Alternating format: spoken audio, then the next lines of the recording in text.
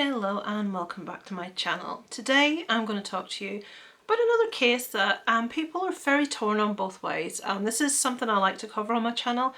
When there are sort of very clear divisions amongst what people think happened, it intrigues me. So that's what I'm going to talk about today. Obviously, if there's information missed that you want to include in the comments, please do. But it's not always possible to include absolutely everything in these videos, or they would be several hours long. But obviously be respectful to each other, be nice to each other, please don't call each other stupid or swear at each other, or I will just remove the comments. So today I talk about the case of Cindy James. It's one that's very highly contested on both sides of the argument. In June 1989, Cindy's body was discovered in the yard of an abandoned house. She had been hog-tied, she had a black stocking around her neck, and the post-mortem indicated that she died from a massive overdose of morphine mixed with other medication. So it's a bit of an odd place to start. We start with the ending, so to speak, but I want to tell you the story of what led us to the day when Cindy's body was found and ask you in the comments what you make of it and what you think happened. So Cindy was the eldest of 6 kids. She grew up in Richmond in Canada, and by all accounts she seemed to have a pretty normal upbringing. There isn't much online to the effect of her childhood. She grew up very popular, very bubbly girl, and at the age of 19 she actually got married to a psychiatrist by the name of Dr. Roy Makepeace. Now she was only 19 and notably he was 18 years her senior at 37, but they seemed very happy and settled down together. But the happiness was not to continue, and in 1982 Cindy and Roy would split up. She moved out, she got her own place, and started trying to start a new chapter of her life. And it's just after this separation, about 4 months following the separation, that Cindy starts to receive harassing telephone calls. These start as sometimes just a hang up, sometimes breathing, and sometimes very short threats over the phone in very odd voices. Now I will try and link, if I can find the video footage, some of these voicemails below. I don't want to include them here for copyright purposes. They are very strange, and I will very admittedly say they sound very much like a woman trying to put on a man's voice. It does not sound like a male voice, but that's very much down to your own interpretation. Check them out if you want to. So these messages were never long enough for there to be any tracing available to happen, so they couldn't trace the telephone calls. These calls did happen in front of friends of Cindy's when she was in their presence, so it was obvious she hadn't phoned herself. Now the phone calls that did happen when the friends were present were just silent calls. There was nothing said on these calls, but it is proof that calls were actually happening at that time. So as well as these harassing phone calls, Cindy started to receive little notes. Notes that would be similar to the type that you would see on like ransom demands, where people would cut out letters and pictures and paste them all together like in a collage type thing. And they would say things like, "I see you." Some of them would be a bit nastier. They would have pictures of women being choked. They were very threatening in manner. And initially, Cindy didn't actually do anything about it, but eventually she did speak to her parents and tell them how frustrated, how irritated, and how beginning to be scared she actually was. And they told her, "Look, Cindy, you need to tell the police." So Cindy does go and make the report to the police about the harassment and about the notes. So the police are involved, but the calls and the harassment continue. They actually get worse. And friends and family of Cindy do report that she begins to be very withdrawn, not herself. The spark that she had was lost. She really just was not the girl she used to be. Amongst other things that actually happened, as well as the notes and the phone calls, 3 cats were actually killed and left hanging on her property. Outdoor lights on her porch were smashed, and her phone lines kept being cut. This was something that happened regularly. And with regards to the letters that Cindy was getting, or should I say the collages, initially these would be mailed to her. They had a stamp on. Then they started to be just put in the postbox with no stamp, so someone had physically been there. And then it went as far as actually attaching them to the outside of her house. Now in this I find it really unusual why there was never any attempt to look at these notes to try and see if they could get any DNA of them. Now we are going back to the 80s, and obviously DNA was in its infancy there, where we didn't have the same advantages as we have now, but the reason that a lot wasn't looked into, and just let's put it out there, the police did not believe Cindy. They thought that she was actually doing this for attention, so I suppose a type of Munchausen. Rather than feign an illness, she was feigning having a stalker and being stalked for attention. So if we fast forward to January 1983, so this is less than a year after Cindy split with her husband Roy, and she has a friend Agnes that called round to see her. Now Cindy was a nurse, although at the time of all this she wasn't working in nursing, she was working with children in another capacity, but her friend Agnes knew her shifts, knew when she was at home, knew that most evenings she had a bath, and knew if she wasn't at work, she most definitely would be at home, would be in the house. So Agnes calls around for her one evening. She knocks the door and gets no reply. Now, being the sort of dutiful friend, she wants to sort of like see, where is she? Is everything okay? So Agnes walks round to the back of the house, and there she sees Cindy at the back of the house, crouched down low on the ground with the black nylon stocking around her neck. She's very shaken, she's very nervous, she's scared, and she proceeds to tell Cindy that when she was in the garage, someone actually approached her from behind and hit her over the head with what she thinks was a piece of wood. She didn't actually see him, but the only thing that she could say that she did see is that this individual was wearing white trainers. They had actually tried to strangle Cindy, but obviously when Agnes came to the door and knocked the door, this frightened him off and he'd run away at this stage. So this is obviously all reported to the police. Also, another horrible things happen. Cindy has a little dog, and one day upon returning from work, she finds her little dog sitting in a pool of his own poo, and he has something around his neck, and he is absolutely terrified. He's shaking. Cindy just has enough at this stage. The letters had kept continuing, the harassing phone calls had continued, so now she's had 3 dead cats. She's been physically attacked and her poor dog has been attacked also. So Cindy decides, I've had enough, I'm moving. So Cindy ups and leaves. She changes her surname, she paints her car to a different colour. So it's very clear she's trying to make a new start, to hide, to go somewhere where she will not be found. But unfortunately, when Cindy moves to the new house, the harassment, the stalking just sets up all over again.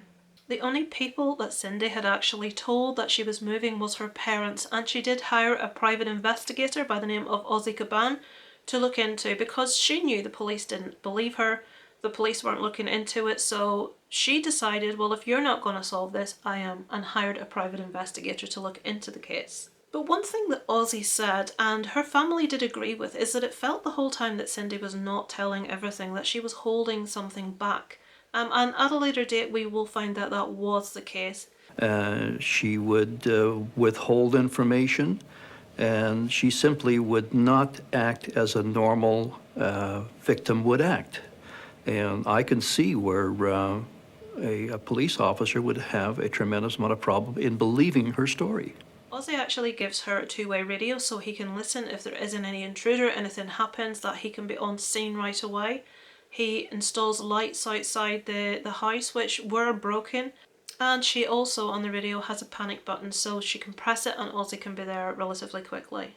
So one night Ozzy's radio starts to make noises, and he hears what sounds like a scuffle, he hears noises that don't sound entirely right. He dashes over to Cindy's house only to find her lying on the floor, and a knife has been forced through her palm into the floor, and on her palm the knife has been put through a note, and the note says, "You are a dead bitch." This is obviously in the same cutout form that has been used up to this point. Cindy isn't entirely conscious, she's rushed to hospital, and when she does come around, she says that she was injected with something. She has no memory whatsoever of what happened. Someone just came up, injected her, and she was knocked out.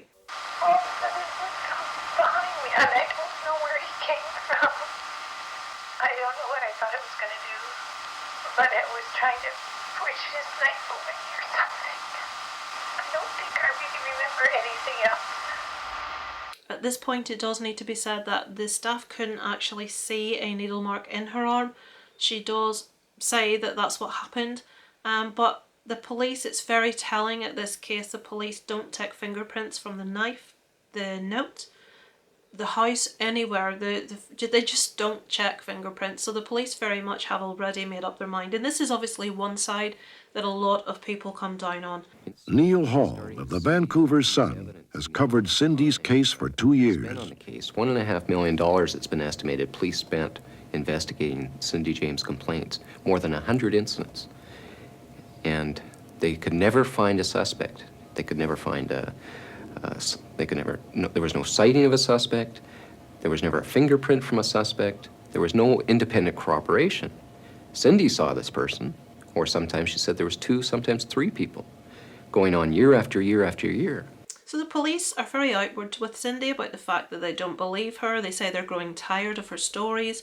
She even attempts to attend hypnotherapy sessions to see if she can bring forward something that subconsciously she's forgotten, that can sort of tap into something, give a little bit more information, but unfortunately these are unsuccessful. The police make her take a polygraph, obviously thinking that they're going to catch her out, but she passes the polygraph. And at that stage, the police say that she's too traumatized, she is too mentally ill to be able to take the result as a given, and they dismiss the results. It does make me wonder if she failed the polygraph. Would they say that result's inadmissible due to her mental state? It kind of makes me wonder why she was asked to take it in the first place. If they're going to say, well, your mental state means that we can't take it that you've passed this, so we can't trust you. So at this stage, the police actually set up 24-hour surveillance around Cindy's home. They also tap the phone lines. They do actually watch her at times when she's not aware she's been watch to see if they can catch her out. But no, they can't. They don't see her do anything, but also they don't see any harassment, any attacks. Everything stops when the police are watching. Now you could come down on 2 sides here. You could say, well, obviously the wee man that's doing it's not gonna do it when the police are sat watching the house. And the other side, you could say, it's Cindy, she knows they're out there, she can see them. Obviously she's not gonna fabricate something with the police out there to catch her. So there's 2 sides of that one. But when the police left, the attacks started right back up again. 24-hour surveillance on her house for like days on end with up to 14 officers. But never, when surveillance was on her house, never any event would happen. As soon as surveillance was taken off, of course, then she'd get another incident that happened. When the police were watching the house, we would say to them, well, you know, if it's somebody doing that, sure as heck he knows you're there. And of course, nobody will do anything while you're sitting there and watching. And it wouldn't be long until there were another attack. Cindy is actually found 6 miles away from home in a muddy ditch. She has a nylon stocking around her neck. Again, she's covered in cuts and bruises and she is suffering from hypothermia. Very oddly, she is wearing 1 workman's boot and 1 glove. We never find out where they actually came from. It's shortly after this that Cindy is actually hospitalised in a psychiatric facility for 10 weeks. Now obviously that is a very long time, and I'm not sure how it works in different parts of the world, but here in Ireland or the UK, if you are sectioned for as long as 10 weeks, you are suffering from considerable mental illness. All of the actual staff of that facility or her psychiatrist did actually believe Cindy and said that they don't feel that she had split personality disorder, that they don't feel she was fabricating what happened, that she was genuinely, absolutely terrified. I think one of the things that she found most difficult was that people didn't believe her. She was always doubted. She knew she was doubted, and that was what slowly drove her crazy, the fact that she wasn't believed. That was their opinion upon having treated her. A lot of people will argue she wasn't aware she was doing this to herself, so she was terrified because she did actually really believe that it was someone else. But the psychiatrist said, in his opinion, she did not have dissociative identity disorder. So when Cindy is actually released from the psychiatric facility, she does admit to her parents, to Ozzy Caban and eventually the police, that she has been holding back information, that she believes that it's actually her ex-husband Roy that is behind this, that is determined to just send her mad. He's a psychiatrist himself. He would know what buttons to push. He just never forgave her for the marriage having broken down. A lot of people just say that's absolute rubbish. Now, interestingly, Roy does say that he believes that she is suffering from DID, and that she is doing it to herself and she does not have the knowledge she's doing it. He also was able to provide a voicemail recording from his voicemail on threats that he was receiving, that it has been said sounds very similar to the voice on Cindy's machine. I don't think the police ever took the allegation against Roy very seriously. It certainly doesn't seem to be from what I've read, but that was the information that Cindy gave, that the person that was doing this to her said that they would kill her sister and her mother if she told anyone that it was Roy. And she did say that at times it wasn't just one person, sometimes they had one or two others with them, so there was more than one person behind the stalking. It's also worth pointing out at some stage here that Cindy did actually begin a romantic relationship with the lead investigator on her case, called Pat McBride. They were together quite a while and they even moved in together at one stage. A lot of people do point fingers in his direction because he would have known when the police were there, he would have known what the police would look for, because there is never any evidence left by this person. He also, it was found after Cindy's death, was actually convicted of sexual abuse on 2 other women. So doesn't seem to be the nicest sort, Mr. Pat McBride. So we've got Pat, we've got Roy, we've got potentially Cindy herself at this stage. And then there's another incident. It's April 1986. Cindy has not long been released from the psychiatric facility, and she asks Agnes, her friend from earlier that came round to see her, and Agnes's husband Tom, to stay with her as she was frightened to stay alone in the house. So they come over, they're staying, and in the middle of the night, about 3 a.m, they can hear noise coming from the basement area. Tom goes down to investigate, and there's actually a fire in the basement. Now, at this stage, Cindy is not actually in the house. I find this difficult. Cindy has left the house in the early hours of the morning to walk her dog in the dark alone. So, 2 ways you can look at that. Why is a woman with a stalker scared for her life, walking her dog alone in the middle of the night? Or you could say this woman has mental illness, she can't tell what's sensible from what's not. So, just telling you what had happened. So there was a fire in the basement. Tom goes to call 911 and, quelle surprise, the telephone lines have been cut again. So he rushes out into the street and he sees a man standing watching the house. Now this is Tom that says this. And he said to the man, call 911, call 911, and the man turns and runs away. So suspicious, a bit suspicious. He goes to a neighbour, gets them to call 911, fire brigade come, and it's ascertained that this fire has been started from within the house. There are no fingerprints around the one window in the basement that you would have needed to gain access through, or it says any other window that access could have been gained through. These windows were completely closed, so it has been said, and it's basically been more or less said by the police, Cindy started this fire herself. It certainly is suspicious that she was up and out of the house at exactly the time that the fire happened, and the fact she was out walking her dog with everything that was going on, but we're just reporting the facts here. Also, she said she was out walking her dog late at night that night. Now, if somebody was attacked, why would they go out alone walking their dog at 3 o'clock in the morning? Does that make sense? I just realised upon reading my notes, apologies, I've got something the wrong way around. The fire in the house actually started before Cindy was hospitalised for the 10 weeks. Due to the fact that everyone thought that she staged the scene. Her parents said she was becoming suicidal. She was writing things in her diary where she was just in fear of her life. At this stage, she was then hospitalised for the 10 weeks. Then she came out and obviously made the accusation against Roy. The message on the voicemail that was actually left for Roy was Cindy, dead, meet soon. And again, in that very weird voice that does not sound like a man, that sounds like a woman trying to pretend to be a man. Massive apologies for that, just those 2 things, wrong way round. What can I say? It's not brain scratch here, it's brain fart more to the like. So another attack happened in October 1980. It isn't that much talked about, to be honest. Cindy was actually found in the back of her own car, hogtied, nylon round her neck again, and absolutely no knowledge as to what happened, just complete blank. So next we move on to the day in question. It's 25th of May 1989 and Cindy goes to her local mall to deposit her wages check and to pick up a few groceries. Everything goes to plan. She goes back to the car. She has picked up a gift for a friend that's wrapped in the car, and at this stage no one sees Cindy alive again. Cindy's car is eventually discovered abandoned and there is blood on the driver's door, and possessions from her bag are found scattered underneath the car, like her cards, credit cards, that sort of thing. And there's also the groceries that she picked up, and also a gift for a friend is found in the boot of the car. So 2 agonising weeks pass for Cindy's family. There's no news about what's happened to her. And unfortunately, on 8th of June 1989, Cindy's body is discovered partially decomposed in the garden of an abandoned house. So Cindy was hog-tied with her arms and legs tied behind her back. She had a black stocking very tightly around her throat, and the post-mortem found that she died from a massive overdose of morphine.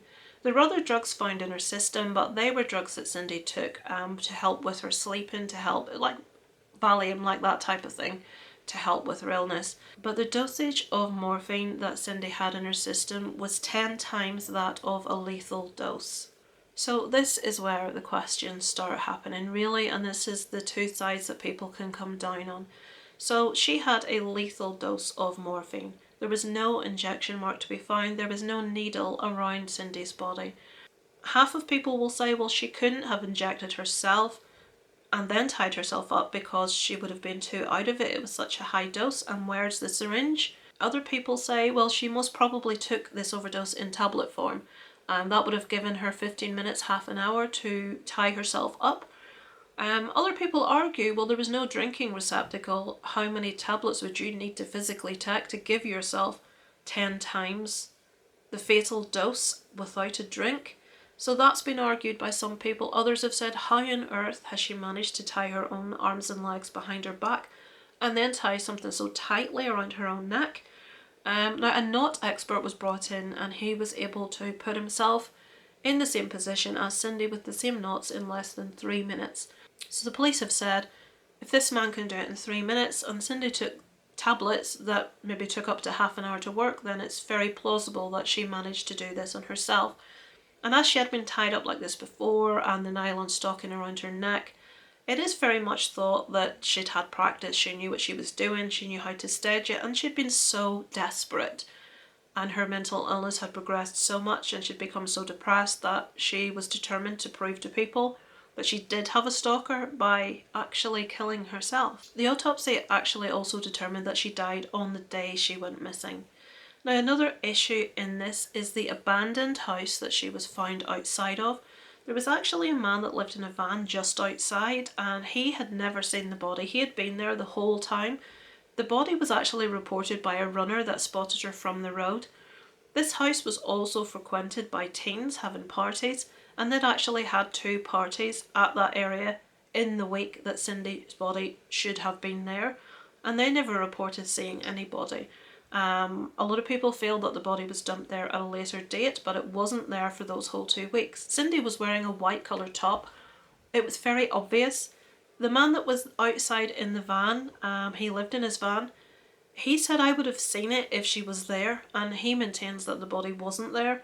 And the kids, there's no detail of the kids being interviewed, but it does say that the kids never saw anybody at the house, so that itself is also a bit strange. Now, I did read in one place, this may not be true, I'm going to tell you what I've read anyway. I read that the bottom of Cindy's feet were completely clean and she didn't have boots on. Now, the way it was written, it's very hard to know if they were referring to the attack where she was hogtied in the car, or on the ditch from earlier, or in this actual situation in the house.